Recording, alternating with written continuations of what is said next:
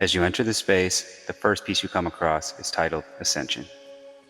This piece represents reflection, and I really wanted to make a piece that highlighted all these times in my life that I've felt like a failure in the moment, but they've all proven to be the biggest periods of growth in my life. The painting seems to depict a person falling, but in reality, if you look at the water beneath, it appears the figure is being pulled up, or ascending. The subtle hints of brick and the washing machine knob detail represent how, through the years of addiction, I was seemingly hitting a brick wall with this rinse and repeat cycle I was so desperately trying to get out of. And prior to allowing God into my life, I just couldn't find a way out.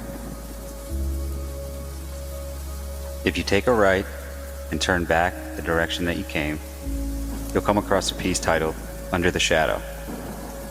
This piece represents a pivotal moment of self-reflection for me, where I was defeated enough to stop and truly see myself and the journey I've traveled for what it really was. For so long, I viewed my life through the lens of a victim, missing the deeper presence of God guiding me through every challenge. As I looked back, I realized that even in my wildest, most uncertain times, God was quietly keeping me safe, offering protection and grace I hadn't noticed before. The path that you're walking on is illuminated for a few reasons. I wanted to highlight that this road that I've traveled was really God's path designed for me. And this path, how it abruptly ends in the concrete rubble underneath Under the Shadow, well, that was my path. And I had to make a choice. If I really wanted to change, and if I wanted to actually find a way to move forward and not burn my life to the ground, I was going to have to stop following this path and turn around and start following God's path.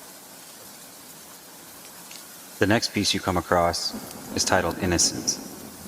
This piece is a reflection on how quickly drugs and alcohol really transformed my life, creating an abrupt shift from childhood to adulthood.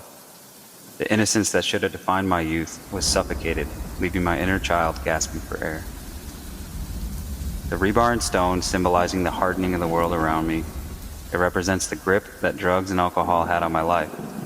At first, they felt like a comforting embrace, a hug that promised relief and escape. But that embrace kept tightening, squeezing away the softness and vulnerability that made me who I was. What began as a comfort soon became confinement, and before I realized it, I was consumed.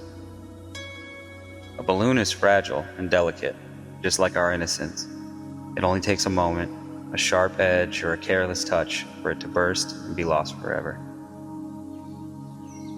As we keep moving down the path, the next piece is titled Dissonant Melody. I wanted to capture a feeling that was so specific I can almost relive it every time I see this piece. It's the moment when my mind gets flooded with emotions that don't fit together, and when my thoughts are tangled and my brain and heart can't decide how we feel. This piece gives form to the confusion and tension, embracing those times when nothing makes sense and letting the chaos speak for itself. The piece to the right of it is entitled Ism. I really wanted to create a piece that represents my inner dialogue and feelings from day to day. The constant mood swings, stress, anxiety, and depression can be an everyday occurrence for me when left untreated. And just trying to change on my own, that's never really worked for me. The only thing I've found to combat this way of thinking is a spiritual solution and a relationship with God. It's almost funny how simple the solution is for me sometimes, but I just still forget it, and I still get confused as to why I feel so crazy some days. The days I'm seeking God, my head slows down and I'm not so consumed by myself. The days I'm not, I quickly become very selfish and get consumed by the whirlwind in my head. This is something I used to be ashamed of and unwilling to admit to myself and to others. But now, I'm proud to know that I need God in my life today.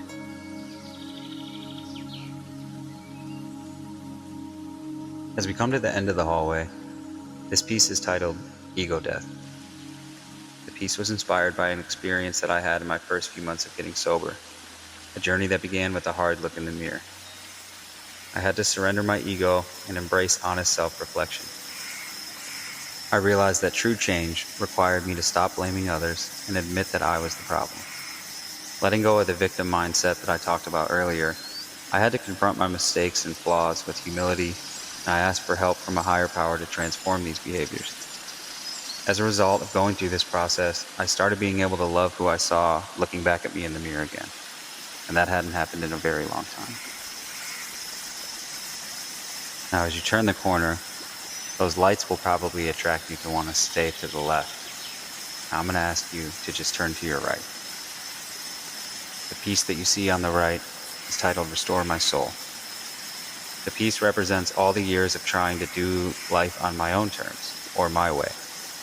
Without fail, I always ended up lost, broken, and hurting the people around me. Seeking God's will for my life is the only thing that has ever restored my soul. Without Him, I have nothing. And without Him, I am nothing. The piece to the left of this is titled Ancient Iniquity. After a lifetime of battling addiction and anxiety, thoughts and behaviors that felt woven into my being, I found hope and transformation by becoming open to having God at the center of my life. Through faith, He's been able to help free me of a family iniquity that once seemed unbreakable. Once I was able to abandon my need to be in control, deep psychic change was made possible by letting God guide my decisions. Now, if you turn to your right, you'll see the cathedral. On the left wall, that piece is titled Awaken. And on the right wall, that piece is titled Through the Clouds. These pieces both represent a pivotal moment in my life that took place in jail the moment after my last night drinking. In that dark moment, I prayed for the first time in years, and I was overcome by a profound sense of peace.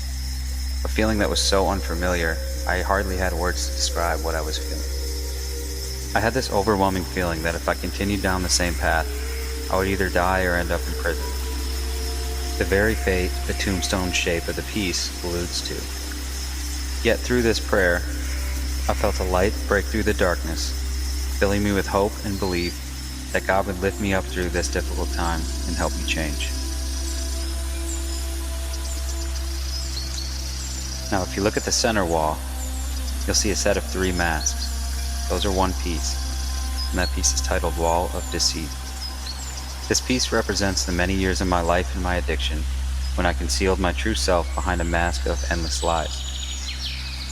The progression in the work as the concrete erodes away to reveal the delicate stained glass beneath symbolizes my journey towards learning to be honest and be vulnerable. As I allowed God into my life, I found the courage and the willingness to shed these masks, embracing authenticity and letting the light of truth shine through, both to myself and to those around me. As we come out of the cathedral, you'll start to notice the world and the environment you're in starting to change. The introduction of moss represents the growth that was starting to occur in my life. On top of those moss mounds, you'll see a sculpture titled Empty Net, a term familiar with the hockey world, signifying a last-ditch effort where their team pulls their goalie in a desperate attempt to keep playing the game and go into overtime, with a chance to still win. This concept resonated deeply with me during a pivotal period in my life. It was a time when reaching out to God felt like my final hope, a spiritual Hail Mary to transform my life and overcome my struggles with addiction.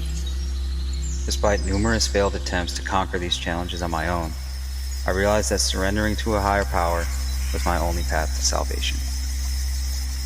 The sculpture also reflects the dreams I had as a kid, play in the NHL, but due in part to my own choices that obviously did not materialize. Yet through divine intervention, I discovered a talent that allowed me to be a part of the worlds I once aspired to be in, just in a completely different way. Empty Net embodies both the desperation and hope that comes with seeking a second chance. Now, if you turn to your left, you'll come across the final piece in the show, and that piece is titled Genesis. The inspiration behind it was that realizing in order to change, I had to be willing to strip away everything and anything from my old way of thinking and living. True change required me letting go of old patterns without reservation. In this piece, the eroded concrete portrait symbolizes the crumbling of my outdated beliefs and behaviors, making way for new growth. As the painting erodes, real living plants emerge from beneath, representing the flourishing possibilities that arose when I started allowing God to guide my steps. Through this journey that we've just been on, I was able to find a way to forgive myself from the past. And through these last 13 years of my sobriety, God's given me a life that I could have never dreamed. And for that, I'll forever be grateful, and I'll always follow His path. I really hope you've enjoyed the show, and I really appreciate you taking the time and coming to experience Ascension with me.